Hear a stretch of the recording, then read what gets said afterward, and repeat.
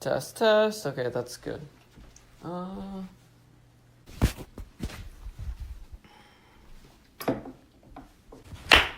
Hello, and welcome to my first review. I'm going to be reviewing my camera rig, which is a handheld, and the company is NEEWER, so this is what it looks like. I'm going to be going over the build, the overall effectiveness of this build, and I'm going to show some footage at the end so you can see what it would look like compared to a handheld, just straight camera use and using this. So for the build, it's essentially plastic and metal. The metal is more of aluminum. The plastic would be the grip part, and the metal would be the top and bottom base. The grip is rubber, and it is very well made. It's comfortable. It can go to low angles, and it's very fluid. That's what I can say. It's fluid. It moves easy. It can go to weird tight spaces where your handheld can't, because comparing them to your handheld would be a little bit more shakier compared to this whenever you're trying to go to those tight spaces. I mean, the handheld can go to the tight spaces, but compared to this, I feel like I would rather use this and whenever I'm doing that stuff. Preferably, I would like to have the grip to be, instead of plastic, a grip that it's like this. It's a rubber grip, so it makes it more stable and comfortable for the user.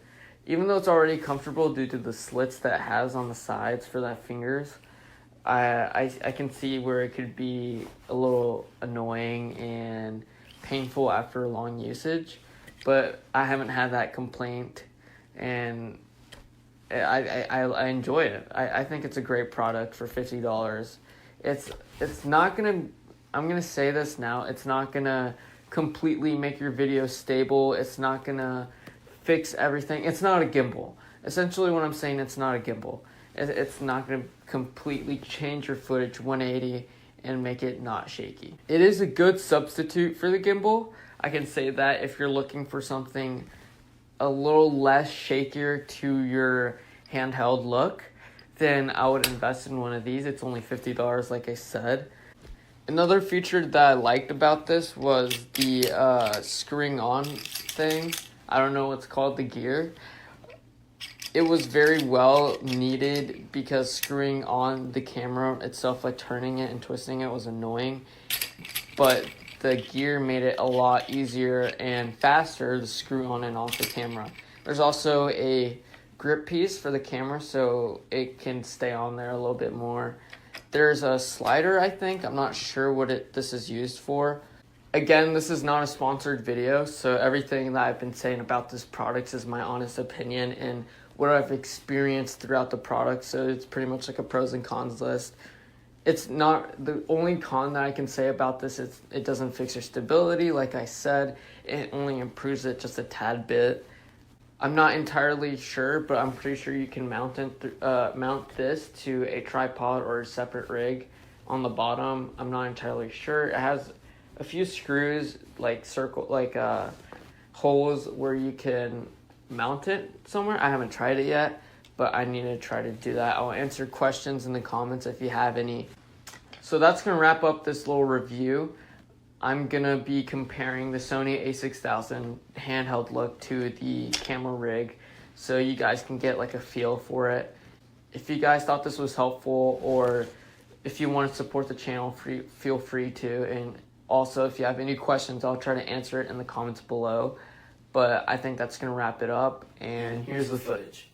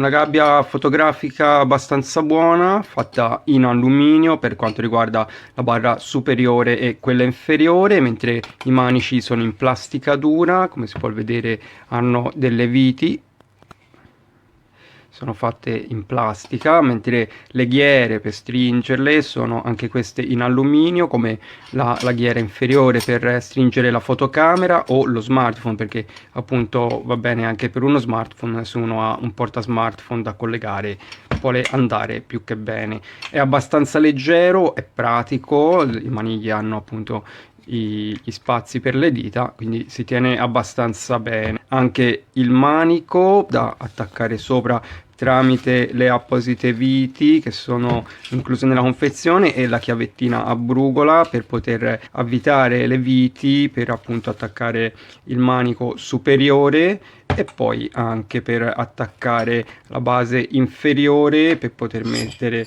appunto i due tubi che poi possono essere usati per collegare accessori come il supporto per il filtro fotografico oppure altri supporti per filtri e via discorrendo. Si inseriscono abbastanza bene e per stringerli basta il giusto, non importa fare troppa forza. Oltretutto la base ha un sistema che tirandolo è possibile ruotare appunto la levetta e posizionarla nella posizione che è comoda meglio. Ha un sistema a molla, quindi estraendola si può ruotare e poi ritorna al suo interno. La gabbia fotografica ha molte filettature sia sopra che sotto. Il problema è appunto che sono tutte filettature da 1/4 di pollice e non ci sono, soprattutto sulla base, filettature da 3/8 di pollice che sarebbero potute risultare utili nel caso ci fosse da collegare appunto su un cavalletto o quant'altro o addirittura una prolunga, ma sono i prolunga, sono presenti anche sui lati le filettature sempre da 1/4 di pollice e poi sono presenti 3 slitte. È una slitta un po' piccola, quindi gli accessori sporgono un po' all'esterno rispetto a queste che sono molto più profonde e in più sulla base è presente il binario per collegare appunto la gabbia al cavalletto, il cavalletto ad aggancio rapido. Sotto il componente appunto che sta alla base sono presenti 3 filettature, anche queste sono da 1/4 di pollice, anche il manico che ha una superficie in gomma, una gomma abbastanza comoda da tenere, però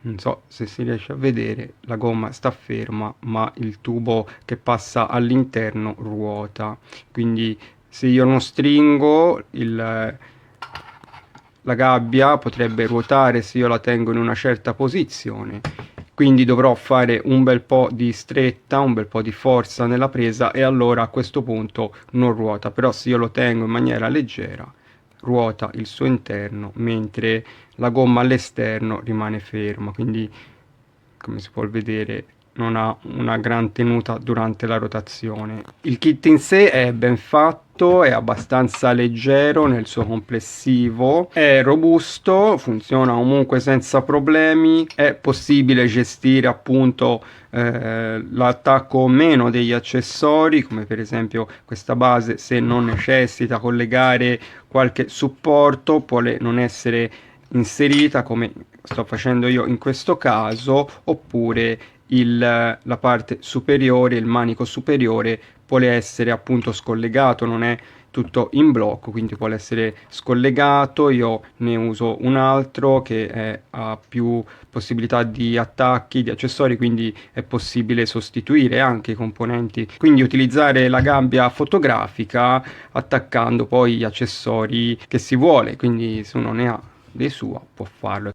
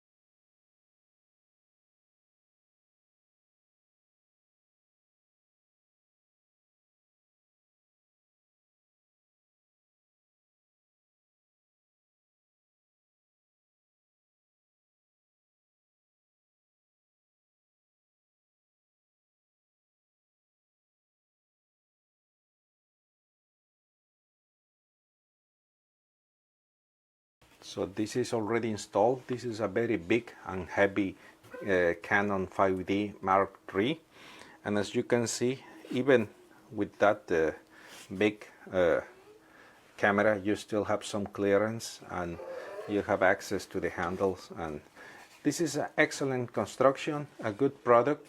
I must mention that if you are in a budget, this is your choice to get a better grasp of your camera. But if you can afford it, or you plan to be serious about video, most of the cameras do not offer in-body stabilization. So you should consider a gimbal, but that's an investment about $300 and more. So if you are in a budget, this is okay. If you can/need more stabilization, please go ahead and look for a gimbal. But if not, maybe that's sufficient. Or maybe in a studio with these rods, you can make a panel and zoom approach. You cannot twist What I'm trying to say is you are only going to move forward and back, but you cannot slide left and right.